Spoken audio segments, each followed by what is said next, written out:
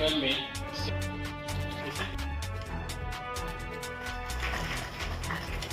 तरह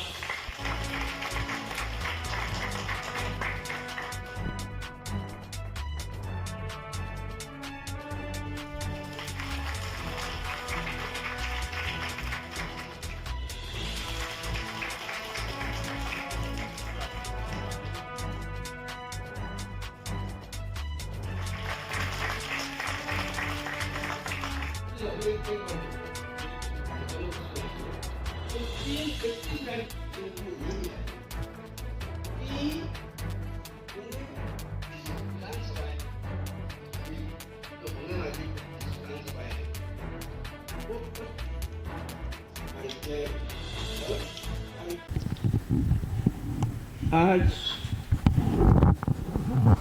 बाबा साहब की घटना के ऊपर बहुत बड़ी परेशानियां दिख रही हैं और वो परेशानियों की वजह से इस भारत के जो 96% लोग हैं, 96% लोग सफल हो रहे हैं। 96 का उल्लेख करते हुए हमको यही बताना पड़ेगा, ये बताना पड़ेगा कि जो 17% एससी हैं और 8% एसटी हैं, उन्हें मागास कहा जाता है। उनके ऊपर जो परेशानियां हैं, उनका आरक्षण जा रहा है, उनकी मौके की जगह जा रही है। उसके बाद मुस्लिम कम्युनिटी इस देश में 22% है। इनका वोटिंग राइट तो छोड़िए, इनका सिटीजन राइट भी जा रहा है। तो ये 25 और 22 47 हो गया। उसके बाद में क्रिश्चियन कम्युनिटी जो है वो 2.3% है। उनको तो इस तरह बोला जाता है आरएसएस की तरफ से कि इन्हें agent of international movement for spreading the Christianity. इसलिए माधव सदाशिव गोलवलकर जो सेकंड आरएसएस चीफ है, शेल्टर भी नहीं देना चाहते। इस तरह का उनका रोल है। उसके बाद में 1% बहुत इनकी भी धार्मिक स्थलों की जमीन है और मुसलमानों की भी धार्मिक स्थलों की जमीन है, वो बेचना चाहते हैं, उनसे लेना चाहते हैं। तो ये जो 52% लोग हैं, ये अगर इकट्ठा हो जाए, तो बाबा साहब की घटना बचाया जा सकता है। जो 96% का उल्लेख मैंने किया है, 52 तो हम लोग हैं जो सफल है, ज़्यादा करके सफल है। लेकिन जो 44% लोग हैं जिन्हें ओबीसी कहते हैं, वो भी सफल है। तो ये जो 96% लोगों को सफल करने वाले ये जो 4% लोग हैं, इनको कैसे दूर रखा जाए, ये सबसे बड़ा सवाल है। बहुत लोग इसके बारे में सोचते हैं, हम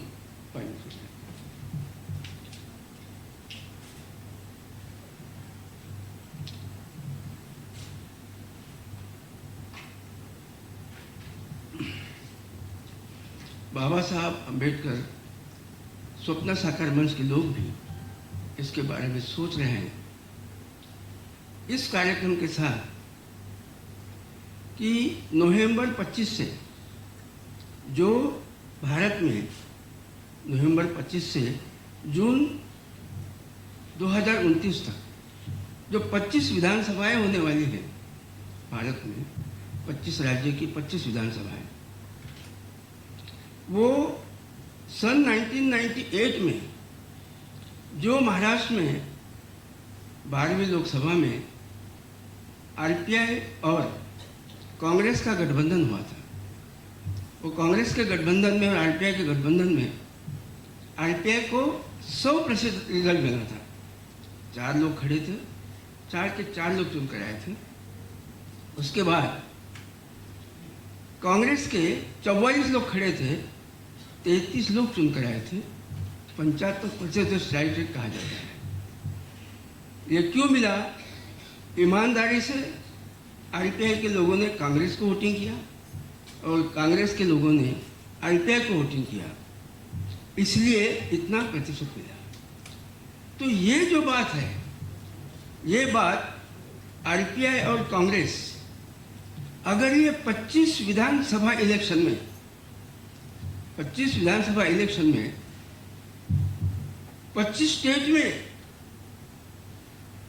गठबंधन करते हैं, तो हमेशा हमेशा के लिए जो ये 4% की साजिश है, उससे हमें छुटकारा मिल सकता है। अब ये कैसे?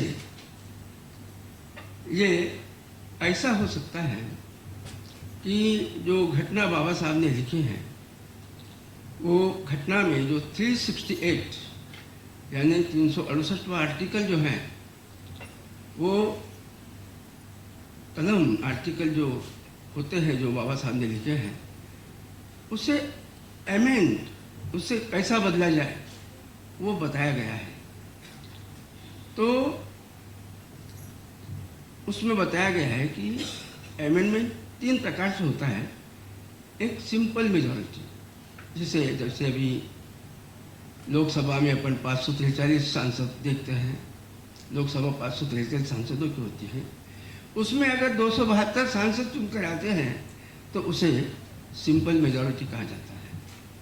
तो कुछ थोड़े आर्टिकल जो ज़्यादा महत्व के नहीं रहते, उसे कुछ अमेंड किया जाता है, बदल दिया जाता है।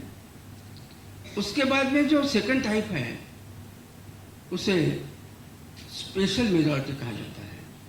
वो इसलिए कहा जाता है कि 543 में 2/3 यानी करीबन 370 सांसद लगते हैं आर्टिकल बदलने के लिए। और तीसरी बात बाबा साहब ने लिखी है कि 370 तो सांसद रहेंगे, और इधर राज्यसभा में भी 245 में जो भी 2/3 आता है उसमें रहेंगे। लेकिन उसके साथ एक बात बाबा साहब ने और जोड़ी है, जिसे विधानसभाएं कहते हैं। अगर जो पार्टी ये बदलना चाहती है, अमेंडमेंट करना चाहती है, अगर उनके पास जितनी भी विधानसभा है भारत में, समझो 28 राज्य हैं, तो 28 विधानसभा है, लेकिन जो 8 केंद्र शासित प्रदेश है, उनमें से 2 राज्यों में विधानसभा है, 3 अभी एक बढ़ गई, हाँ जम्मू कश्मीर आ गई, तो 31 राज्यों में विधानसभा है। तो 50% है ना भाव, तो कम से कम 16 राज्य अगर उनको मिल जाते हैं जो पार्टी अमेंड करना चाहती है, तो उसे वो कर सकते हैं।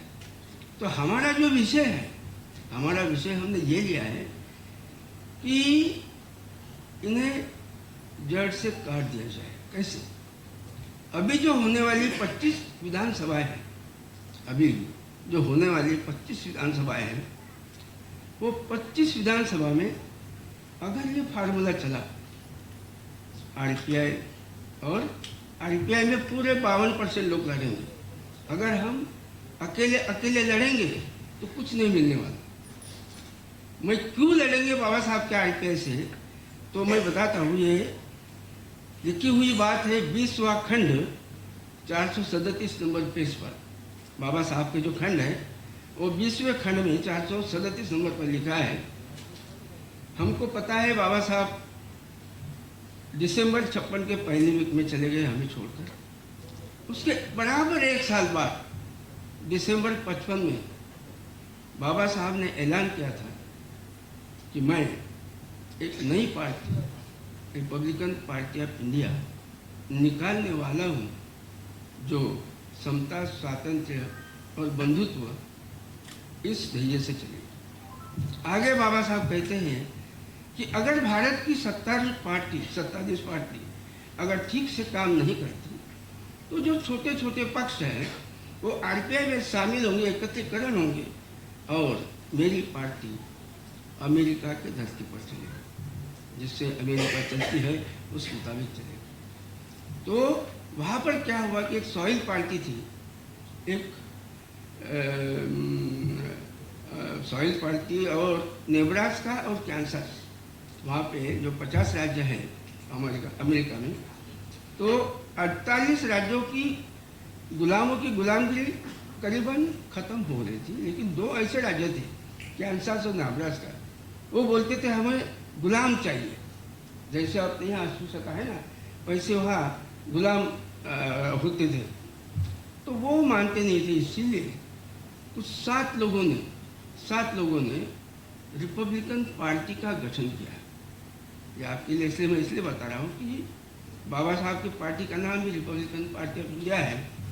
तो वहाँ पे 20 मार्च 1854 को वहाँ के 7 लोगों ने, Alvan Bovay, Horace Greeley, Amos Tuck, Francis Blair और अब्राहम लिंकन और लोनावाले, तो उन लोगों ने 7 लोगों ने ये पार्टी निकाली, रिपब्लिकन पार्टी।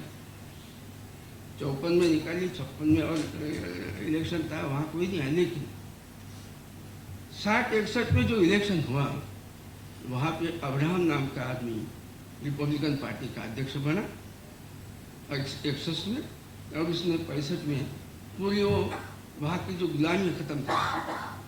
बाबा साहब ये चाहते थे कि भाई हमारे भारत में जो गुलामी या अस्पृश्यता है वो खत्म हो, इसलिए वो अमेरिका की धरती पर बोलते थे। लेकिन दुख की बात यह है कि बाबा साहब ने 30/9/56 को ये बात कही आरबीआई की, 66 दिन के बाद चले गए, इसलिए उनको जो करना था वो नहीं कर सके। पहले अध्यक्ष शिवराज जी हुए, उन्होंने कुछ नहीं किया जिसके बारे में। दूसरे अध्यक्ष दादा साहब गायकवाड़ हुए, कुछ नहीं किया। गवई साहब, उसके बाद में एस राजेंद्रन, ये नहीं हो सका। इसलिए ये क्यों नहीं हो सका इसके बारे में अगर बताएंगे तो बहुत वक्त लगेगा। बाबा साहब को थोड़ा सा बताता हूँ। बाबा साहब बंगाल के एम.आर. चौधरी नाम के मुस्लिम आदमी को आरपीआई में लेना चाहते थे। नॉर्थ इंडिया के राम मनोहर लोहिया को बाबा साहब के आरपीआई में लेना चाहते थे। महाराष्ट्र के पी.के. अत्रे को आरपीआई में लेना चाहते थे। आज देखिए अपने आरपीआई में क्या है। ये बातें न होने की वजह से, बाबा साहब की बातें अपन ने न सुनने की वजह से बाबा साहब का आरपीआई आगे नहीं जा सका और यहाँ की अस्पृश्यता खत्म नहीं हो सकी। तो ये जो हम विधानसभाओं में बीजेपी ना आए, अगर कांग्रेस का और आरपीआई का गठबंधन 98 में बीजेपी को पीछे धकेल देता है, तो हमारा ये अनुमान है कि अगर हम 52% जो सफर है अपने अपने छोटे पार्टियों से न लड़ते हुए हम बाबा साहब के आरपीआई पर लड़े, क्योंकि बाबा साहब ने खुद कहा है कि मैं ये पार्टी सही मायने में भारत की राज्य घटना का बचाव करने के लिए, उसका संरक्षण करने के लिए मैं निकाल रहा हूँ। और इसलिए सबने ये सोचना चाहिए। और मैं ज़्यादा बात तो नहीं करता, लेकिन मैं सारे समाज से यही कहना चाहता हूँ कि सिर्फ विधानसभा के लिए लड़िए, लोकसभा के लिए और तो आपको क्या करना है के लिए, लेकिन सिर्फ विधानसभा के लिए लड़िए। अगर लड़ेंगे तो क्या होगा, विधानसभा जो इसमें